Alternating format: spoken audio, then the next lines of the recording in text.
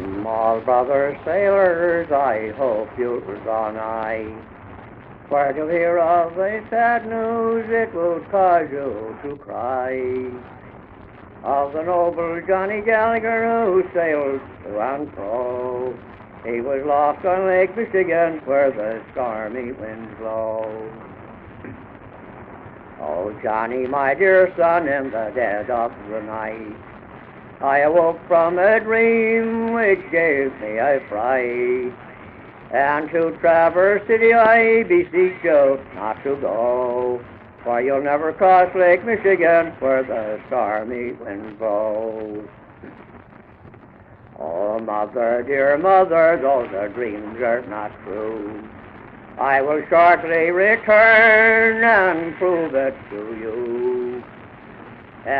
For the Lord will protect me wherever I go, and I'll cross o'er Lake Michigan where the stormy winds blow. Oh, Nancy, lovely Nancy, don't stop me, my dear. I will shortly return, so come dry up your tears. And home in our cottage they full bumpers will flow when I cross o'er Lake Michigan where the stormy winds blow. It was in October of '73. We left Beaver Harbor and we had a camp sea, and to Traverse City our destination to go, for to cross o'er Lake Michigan where the stormy winds blow.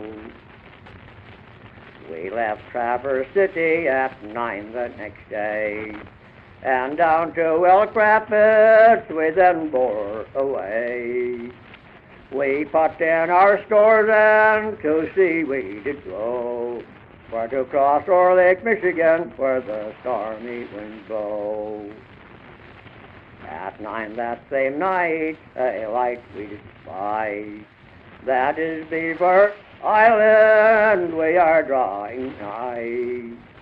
We carried all sail, the lookout she did go. We were crossing Lake Michigan where the stormy winds blow. Oh, Johnny got up and he spoke to his crew.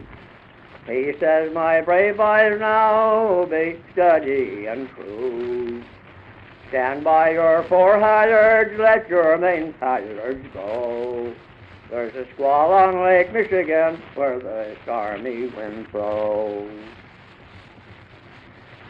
Oh, said own brother Johnny, keep my heart sore, for to think that we'll never return to the shore. God help our poor parents, how their tears down will flow, for we'll sleep in Lake Michigan where the stormy winds blow. The lookout is running before the strong gale, our rudder unshipped and o'erboard went her sails, and the billows came foaming like mountains of snow. We will never cross Lake Michigan where the stormy winds blow. How could you remember anything 40 years ago? 40 years ago? Yeah. How? That's an awful question to ask me. I just remembered is all I know about it. That's more than 40 years ago. How long ago was that? Well, that was in 73, and I was born in 67. The way I remember, he left home with those boys that got drowned, and when he got to Traverse City and was ready to come back with them, this old Captain Roddy had a little sailing vessel there. They were good friends, and old Captain Roddy coaxed him to stay till the next day and come home with him where it would be comfortable. He said that it was going to storm that night and that they might not make it. The old man stayed. And then you heard on the island that the ship had gone down, didn't you? Yeah. We heard the next morning after they were lost that this boat was lost. Well, my mother knew that my father was in the boat, see, because he left the harbor and went to Traverse City with them, and they didn't know of any other, this Roddy being in Traverse City. And when the news came, and the report was that all hands was lost, well, then that's how I remember it. At the age of 6 years of age, I remember of running and hanging around Mother, and I couldn't realize what they were all crying about. I had 6 sisters, and they were all home. They were all crying. That night, they had a wake, just as though he was there. And all the next day, the neighbors around there come and stayed there. Well, when this Captain Roddy came home the next day with this vessel, and when they come to St. James, the harbor, they heard there that we held a wake over Father that night, and my father and this Captain Roddy was great friends, and Father some of them got a jug of whiskey, and they started home rejoicing that he didn't come in the boat that was lost. And how I remember another thing, after they come home, when my father came in the house, he started to dance. He was always for singing and dancing when he get a few drinks in. Never drank much, only occasionally. And I remember that he had some ties with me, for me, the first ties I ever had in my life, a little cast iron shovel in a little pail, and I left them in the house and run out to dig dirt with a little shovel, and instead of a wake that night, they had a kind of a wedding.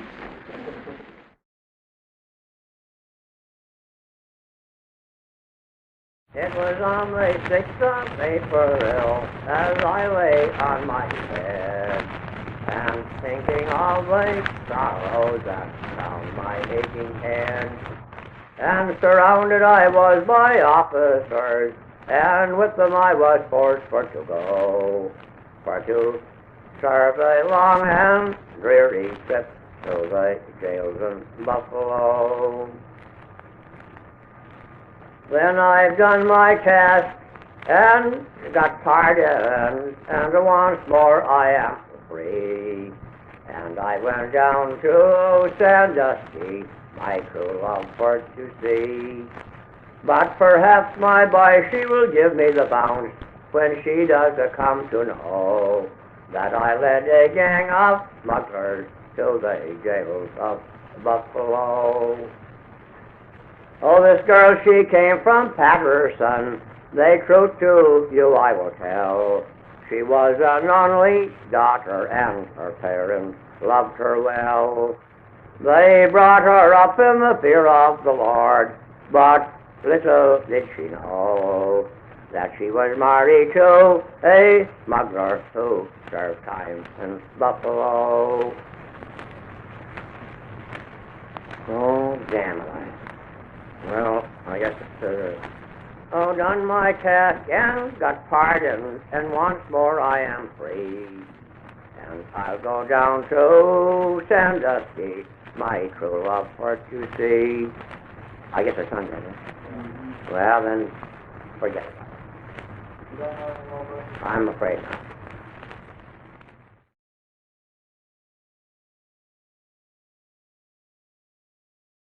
Got another one? Say, John, would you like to try the Persian screw that you've given me parts of before? Okay. All right.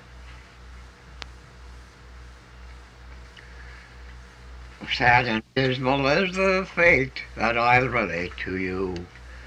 For the loss of the schooner Persia, her officers and crew, they sank beneath the waters deep to rise in life no more, remembering of the Persia's crew lost on Lake Erie shore. We left Chicago on our lee, our joyful notes resound, with hearts so full of joy and glee as we were homewards bound. But it was little did we think that the sword of death would meet us on our way, with hearts so full of joy and glee within Lake Huron lay. And in mystery their doom is sealed, they did not collide, some say. But that will all be revealed upon the judgment day, when the angels take their stand and wake the waters blue. They will relate the terrible fate that beheld the Persia's crew. They were a crew of Oswego lads, sailors born and bred. It is sad that they should resist in such a stormy bed. They were a crew of gallant lads, their loss we do deplore, and on the beach their bones do bleach upon Lake Huron's stormy shore. About Presky Isle the seabirds scream their dismal funeral sound. And not until the judgment day those bodies won't be found. They sank beneath the waters deep, in life to rise no more, in memory of the Persia's crew lost on Lake Huron shore. Daniel Sullivan was our mate, his heart was stout and brave, as ever was compelled by fate to fill a sailor's grave.